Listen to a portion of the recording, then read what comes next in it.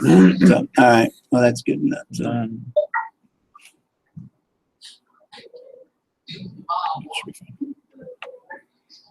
So, right. So a student cam would be then. The student cam is this camera. Oh, okay. Right. Yeah. So it shows because it's, you know, if Yeah. students were in here, it would show.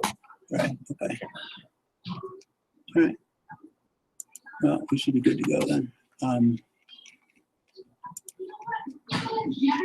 All right. All right. Thanks, TJ. Appreciate it. We'll. I'll stream later. Talk to you soon.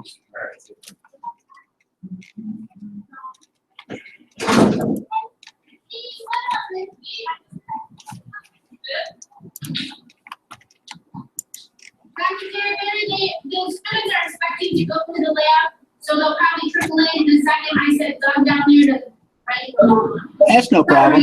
Oh, that's no problem. Apologize, Dr. Carabin. I get it. We're trying. Every day is a different hurdle. Yeah. Yes. Everybody has a little conversation at the class. Jay, over here. All right, ladies and gentlemen, it's time to transact, please.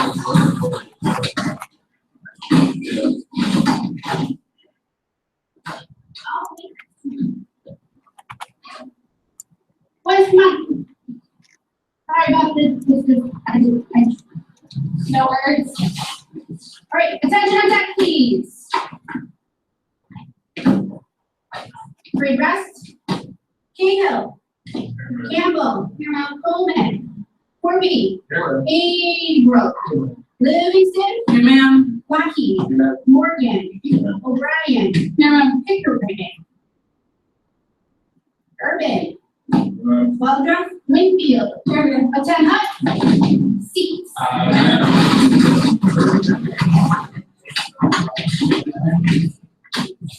All right. Hey, so pretty good on the papers. Lots of good things happening on those papers. I saw lots of improvement in terms of developing the arguments and developing the support. Welcome back, Shay. I see you down there. I am still missing a few papers from those people who have been absent. I realized there was technology issues. That is understandable, but we need to get those papers in and completed as fast as possible because we really need to start working on paper 3. So let's talk about paper 3 and what the assignment is. You have the assignment sheet that essentially asks you to argue your position about one of these 2 stories, right? And you have read the 2 stories. Nod your heads and say yes. You have not. I've read the stories. Yes.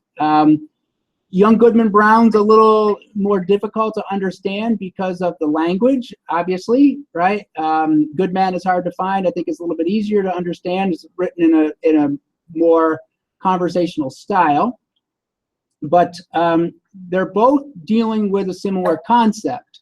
And obviously, when you're looking at these characters, maybe you don't see the argument right away. You know, it might take a couple of reads, or certainly you should be looking at the assignment sheet to start thinking about those arguments. So let's just briefly talk about the 2 stories. And what we're going to do is we're going to spend Wednesday talking about which one's on the syllabus first. I can't remember.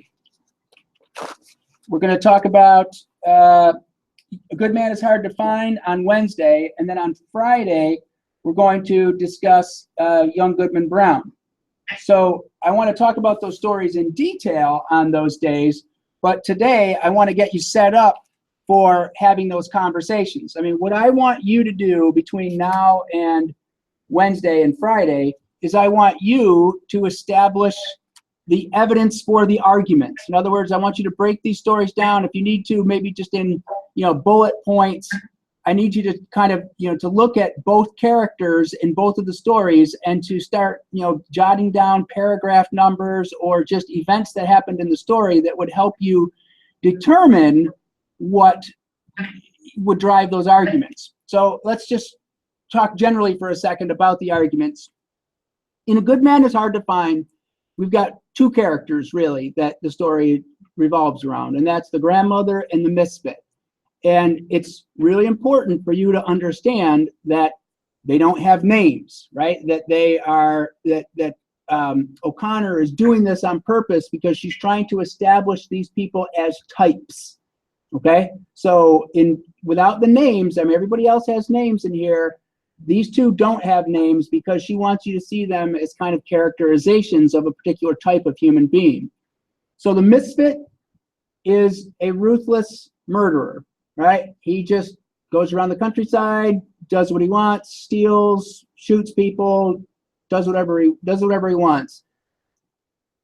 One of the interesting things about the misfit is that he doesn't want help. He doesn't have any remorse for what he does. He just kills people. He burns their houses down, does whatever, he says in there, provide any meanness that he wants to people. And he goes through life that way with this kind of, ruthlessness that many people on first glance are going to say he's the worst character that I've ever read about. But other people are going to look at the grandmother and they're going to look at her ways. And because she's a grandmother, right, there's kind of like looking at perspective here and looking at, at types of people. Because she's a grandmother, we expect her to be a certain type of human being, which is, the make chocolate chip cookies, knit scarves and Afghans, and, be nice to the kids, kind of person. And this is kind of problematic about her because we really find out that the more we get to know the grandmother, the more we find out that she's not kind of a good person. So what I'm looking for you to do is to establish, what are the good qualities of the misfit and what are the bad qualities of the misfit? What are the good qualities of the grandmother and what are the bad qualities of the grandmother? And we can discuss them kind of briefly right here if you want, because I think that's a good starting point that helps you start, compartmentalizing the evidence. I think it's very easy to establish what the bad qualities of the misfit are, right? The bad qualities are that he's just a ruthless killer and he does not want to be changed. And it's interesting that he and the grandmother have this conversation at the end because she starts to tell him things, right? She says, well, have you ever prayed about it? And she starts bringing up all these, these issues of salvation. And what you're going to find, and by the way, I sent all of you an email today that contains 2 research articles, right? And so we're going to talk about these research articles in a few minutes, but I just want you to make sure that you check your email today, your Maritime email, to make sure that you got those 2 PDF files.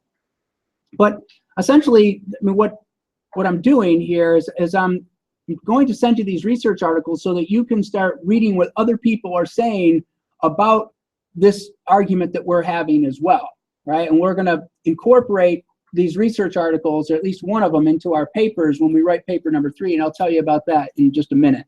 So let's go back to our task. So it's easy to talk about the misfit and what the bad things are about him, but what are the good things about the misfit? Can you tell me anything that you see in this despicable character that might be looked at by other people in this world as being good qualities?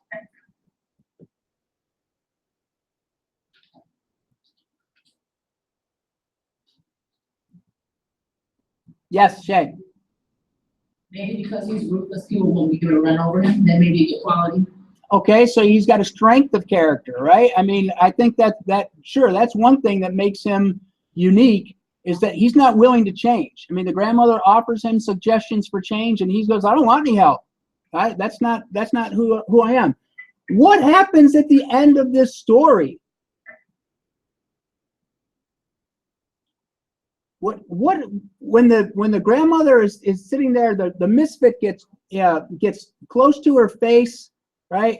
And then there's this really interesting point where, I mean, you can go to the story yourselves. We can actually, if you want, I'll bring it up. No, I got the wrong one up. At the end of the story, there's this really significant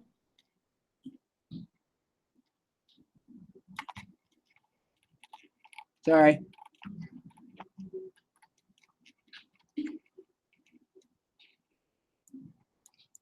He and the grandmother face to face. She's going to cry, and she reaches out and touches him and says, "Why, you're one of my babies. You're one of my own children." She reaches out and touches him on the shoulder. The misfit sprang back as if a snake had bitten him and shot her 3 times through the chest. What on earth is going on there? Is he literally one of her children? No. So what could possibly be happening here? What happened to the grandmother at that point, and why does the misfit spring back as if he's been bitten by a snake? And then at the end here, right? I mean, she's laying there in a puddle of blood with her legs crossed under her like a child's and her face smiling up at the cloudless sky. She's just been shot. What's she smiling for? I couldn't hear you, Karen.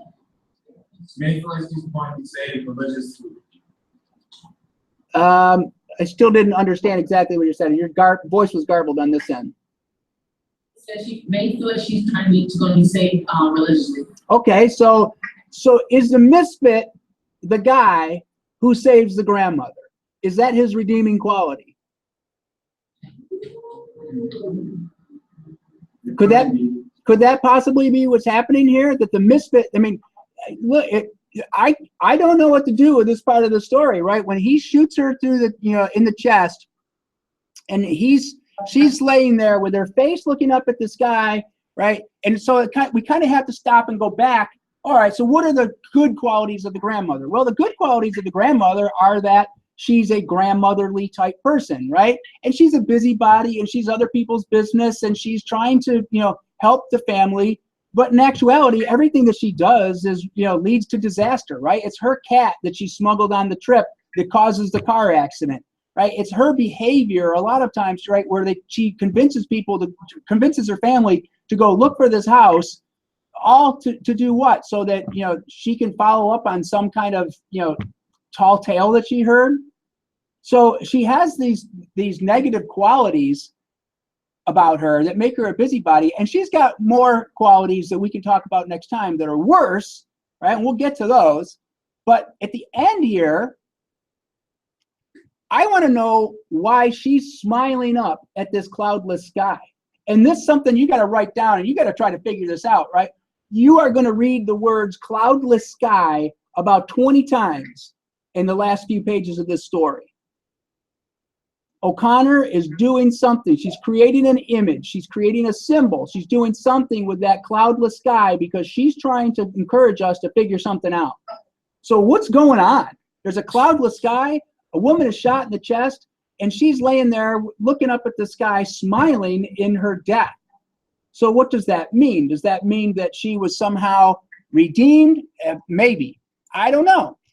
It's a really interesting, point here the misfit makes at the very end of the story when the misfit says she would have been a good woman if it had been somebody there to shoot her every minute of her life. Right? So those events, right, that take place here at the end tell us something about maybe the misfit turned her into a good person. So if you think about it, like this is really an interesting argument.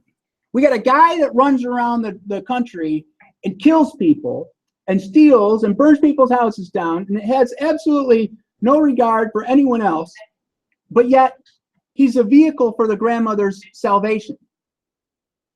And then you've got this grandmother who, on the other hand, is trying to be this motherly type of person who ends up, I think, discovering that she may be a real evil person, that she may not be a good person that she thinks she is, and that she ends up kind of being redeemed here at the end. I didn't mean to ignore your question, but go ahead. Maybe it's like one of the times where you have a near-death experience, so like believe in God almost, like No, like people say, like when they almost died, you know, I found God. Sure. It's almost like that. Well, yeah, I mean, this whole last half of the story is all about that, right? Because she keeps, she keeps telling him, right? She's telling him, you need to pray. You found that your life was going astray. You should have found God. And then the misfit makes this great speech here at the end, right? Where when she says, she realizes she's going to die, right? She knows it's coming. He's already taken the other members of the family off, the other guys, and he's put them in the woods and he shot them. They're dead. She knows she's next, and she's starting to come unraveled here, right? And when she gets down to the end here, right, she found herself saying, Jesus, Jesus, meaning Jesus will help you. But the way she was saying it, it sounded to me she might be cursing. I'm going to flip over to this so you guys can see what section of the story I'm on. So I'm down here where this paragraph begins, yes'm, right? And then, so she found herself saying this, almost like she's cursing. In a moment of salvation, the moment when she's trying to find God, she finds out that she's almost cursing. And then he goes on and explains, yeah, Jesus thrown everything off balance, right? And so now he has this conversation about committing sin and about committing evil. And he says, I call myself the misfit because I can't make what all I've done wrong fit for what all I've gone through in punishment. So in other words, here's this guy who feels like he's gone through life and he's been punished, and yet he doesn't even really understand why he's being punished. And here's the grandmother who is going through life unpunished, and she's finally realizing at the end that she needs to be punished because she's been a bad person, right? I mean, this is a really interesting story because it begs the question now, right? Who is the person who is better or worse? Many people are going to claim that the misfit is actually the better person here because the misfit knows who he is and he's willing to accept the fact that he is not going to change, that evil is part of his nature and that's just the way it is. He's willing to accept it. Where the grandmother, who's a person you think she should know who she is, finds out only when someone sticks a gun in her face and she's at this near-death experience, right? So at the end, yeah, I find this whole bit really interesting. The misfit springs back as if he was bitten by a snake. Really interesting point of the story, right? What does that mean? I mean, does a snake have that serpent-like image, right? You have that negative connotation with, she's evil, and he realizes that. Go ahead. Doc, the snake represents the devil in the Bible. Sure. So is that what she is, though? I mean, is she the devil and the misfit is actually some character of good? I mean, is it possible? Just think about this in terms of belief systems, right? I mean, and it's not necessarily a Christian belief system, even though O'Connor's a Catholic and she's not ashamed to admit that. I mean, it's just a position of just thinking about, can a person of the misfit's character, can you go around doing those kind of evil things and still be good? That's the question that O'Connor seems to be raising here, right? I mean, and she seems to be, the grandmother seems to be a person who's supposed to be good, right? And she's the one who's telling the misfit, you should have been doing these things, right? And it's her attitude toward him where she's accusing him of being wrong, accusing him of being evil. Maybe she's the one who should be pointing the finger at herself. She seems like the ultimate hypocrite here, doesn't she? Yes. Yeah, I'm just throwing out arguments. I'm not trying to say this is the way the story should be read. Different people are going to respond to this differently. Some people are going to look at this grandmother and just say, look, as bad as she is, she's not killing people. Right? So it all comes down, I guess, to, is evil, are there different grades of evil? Like, can you be, because you commit certain types of sin, let's just throw out the religious context of that. If you're committing a type of sin, is one sin worse than another kind of sin? That's an interesting question to ask, right? So this is where I need you guys to be psychologically when you're reviewing this story, right? I need you to be thinking of these two characters as that they are competing for who is good or evil. All right? Now, I have provided you, because I'm such a nice guy, with an article that will help you understand this argument even further, right? And so what I've provided here is this article by Stephen Bandy, and Bandy is going to throw this out, right? He talks about, I'm going to try to make this a little bit bigger so you can see what I'm up to, but you've got this article in your email, right? And essentially, he makes the point here, right? There's two characters, and they're in the central debate. The misfit, he talks about who he is and what he does, and he talks about, the grandmother and who she is. He brings up the same points of the story that we're going to be bringing up.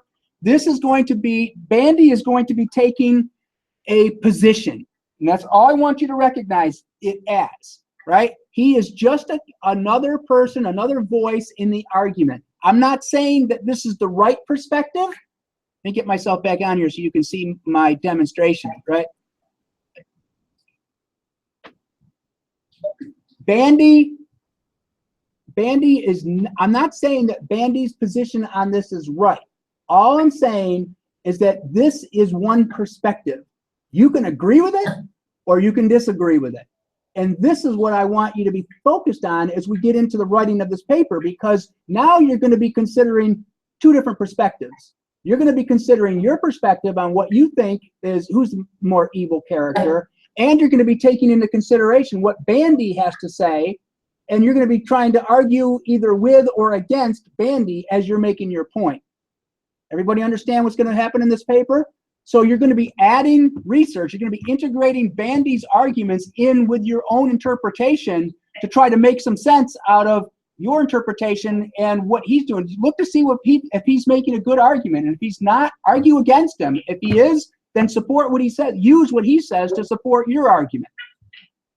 Hey, bro, do you have a question? So like baby's kind of like the misfit is like the wolf, like the grandma is like a wolf in sheep's clothing.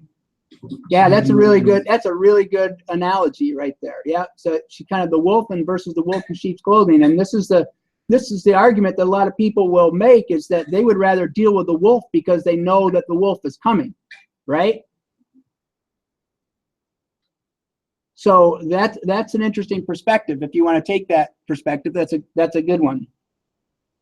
In the process of writing this paper, folks, I'm going to ask you to now start incorporating the rules of the MLA in your book, right? In your textbook. Chapter 39 is the beginning of MLA documentation. I am not going to grade you. You don't have to go to that chapter right now, but I just want you to make a note of this. I am not going to grade you on your use of the MLA documentation, but we are going to get in the practice of using it in this paper so that when we get to the writing of the research paper in paper number 4, you will not be surprised. You will already have some practice with it. So I'm going to need you to just look over this chapter 39 to be able to figure out how to do in-text citations and how to write a references page, right? And you're going to follow the models in here to the best of your ability, and then you're going to be integrating this research into the writing of paper number 3. We're just doing this as kind of a practice exercise. I'm not grading you on it, but I guarantee you when I get to paper number 4, I am going to be grading you on it, so make your mistakes now, okay?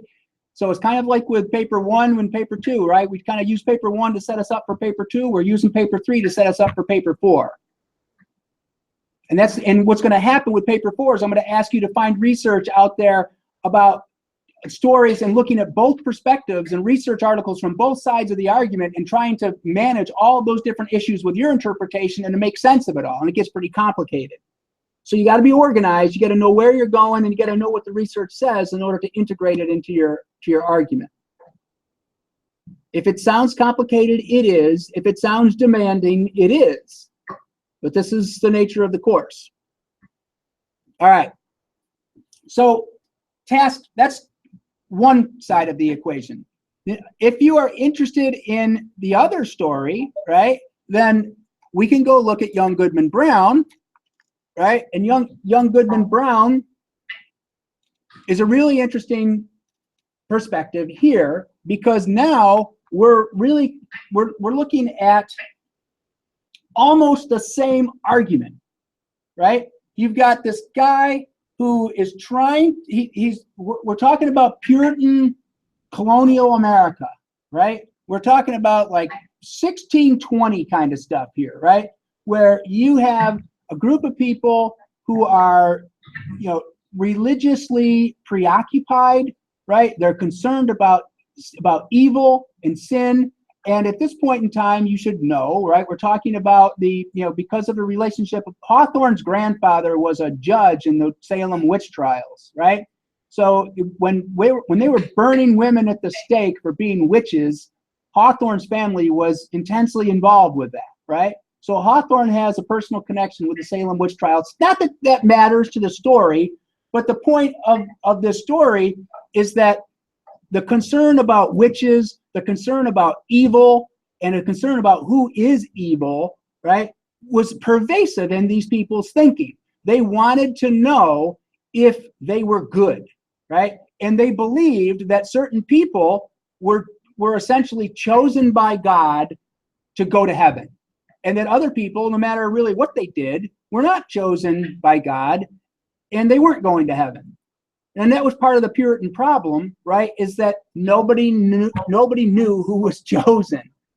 That's what drove them to these problems. Is that they were looking around and saying, and comparing themselves to each other and saying, well, that person's pretty good, but I'm better than him, so I must be going to heaven. And it led to all sorts of problems with egotism, and it led to other people who if they knew they were having bad thoughts, if they knew were doing bad deeds, well, then what was the hope of being good? Why not just go and be evil? And that's what happened historically to the Puritan population, is that many of the people just left the church. They left, Massachusetts Bay Colony. They went to places, like Providence, Rhode Island, or they just kind of went out into the woods and lived by themselves. They went to places where the rules weren't so strict. So here's a perfect situation where they're living in Salem, right? And young Goodman Brown is going on a trip. He's going into the woods. He's going into darkness. And the images of light and dark here, folks, are just plain and simple, right? You're in the village, it's daylight. You're in the forest, it's darkness. And when you're in the forest, you can't see things. And here's where the devil exists, right? And the devil is out there and he's waiting. So young Goodman Brown is in his house saying goodbye to his wife, who is named Faith, right? So let me get the hammer out and hit you on top of the head, right? Ding! Her name is Faith. So she represents to him faith in his religion, right? And what he finds in her is goodness, right? She is the perfect Christian. She's the perfect person. She's the person that everybody else wants to be. He even says, I'm going to cling to her skirts and follow her to heaven, right? In other words, like by marrying her, I'm marrying into that elected group of people who's going to make it into heaven. So that's how I'm going to get to heaven, right? So here's young Goodman Brown, and he's leaving to go out into a trip into the forest that he knows is going to be a trip confronting evil. He chooses to confront evil. That's his job. And he talks about this as being a family heritage kind of thing. This is what everybody else in my family had to do. We all had to go into the woods. We all had to confront the devil, and we all had to figure out we were good or evil, right? The problem is that Goodman Brown ends up out in the forest, and he finds that everybody in his town is out there, right? So here's the deacon. Here's the woman who is teaching him his religious lessons. All these people are out there in the forest that he holds up as being standard bearers of their beliefs in their town, and he finds out that those people are in the forest too. When he gets to the most important part of the story, right, which is I'm trying to get over here to essentially to tell you the page number. All right.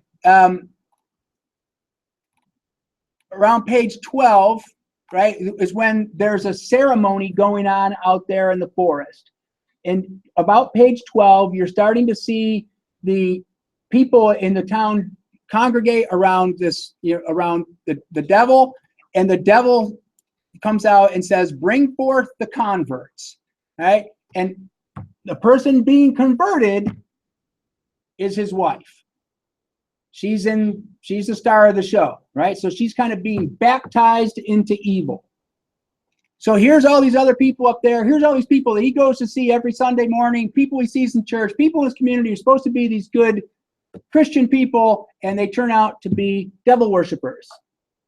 So now, Brown observes this, and he cries out, right, resist, and passes out in the forest, and he's laying there, and he wakes up in the morning, and now he's got to deal with this.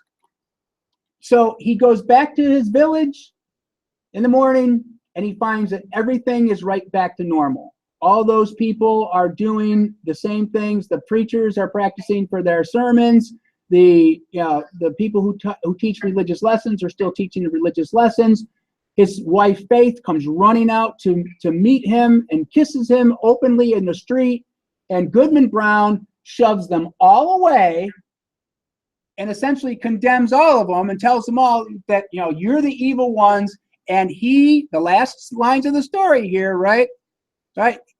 Everybody else dies. He's got children and grandchildren, but he died, and they carved no hopeful verse on his tombstone, for his dying hour was gloom. Right? Hawthorne asked the question, right? Was it a dream? Was it a witch meeting? It doesn't matter. What matters is what Goodman Brown does with this information. He comes back to the village, and he discovers that all these people are hypocrites. So now the question becomes, it seems obvious, right? Let me go back to my camera.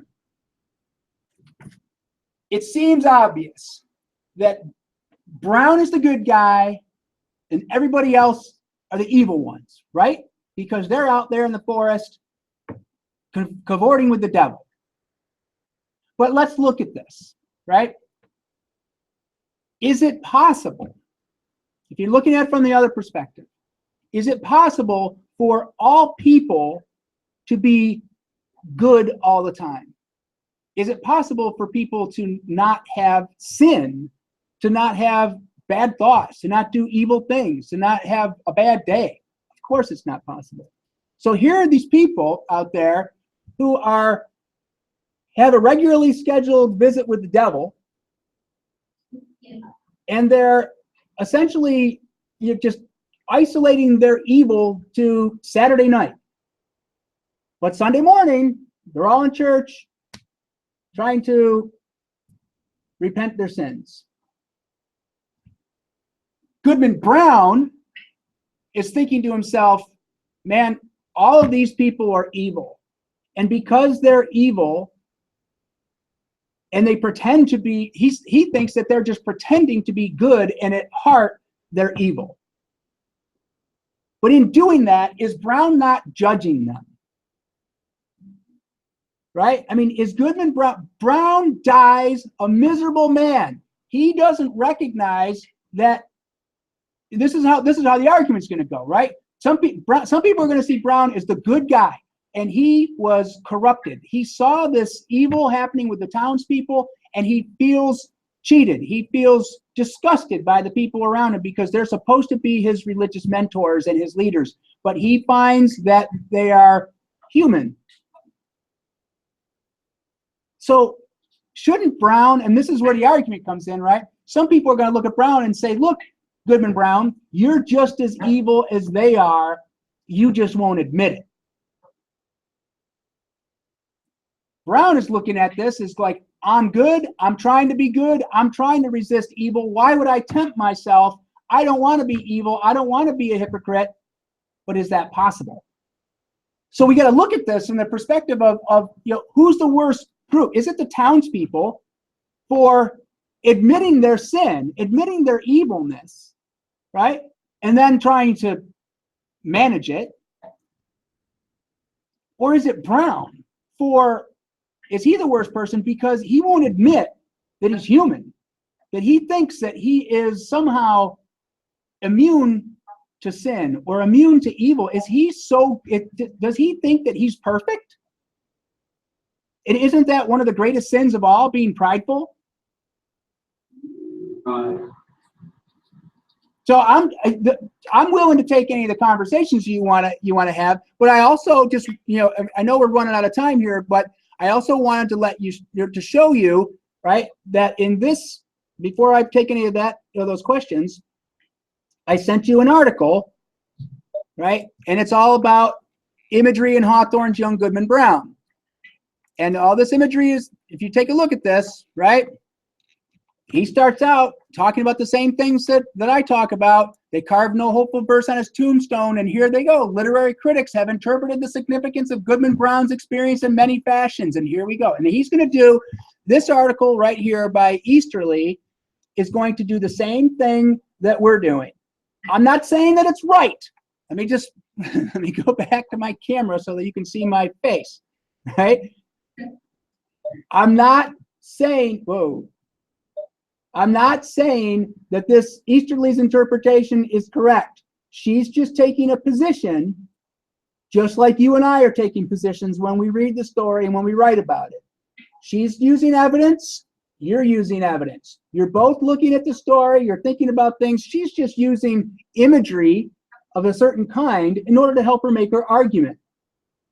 I want you, if you're interested in writing about this story, you need to read this article. You need to go back and you need to read the story, and you need to determine whether you feel that that's a good interpretation or not. Hey, Brill, do you have a question back there? You had your hand up earlier.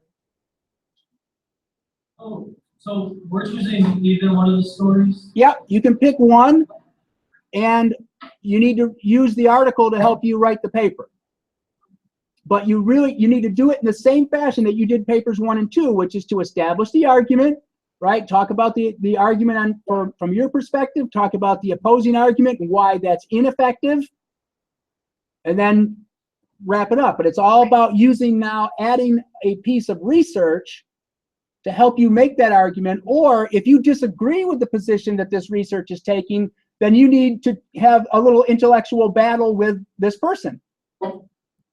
Right? I'm not saying that they're right. Ms. Warrow, did you have something to add in there? I'm sorry, I couldn't hear you if you were motioning something. I was just saying that to incorporate like quotes from the secondary text to support the papers they're making, and Yep. you can read it in the text. You don't, like you said, you don't have to agree. You can say, Easterly says, however, blah, blah, blah. Yep.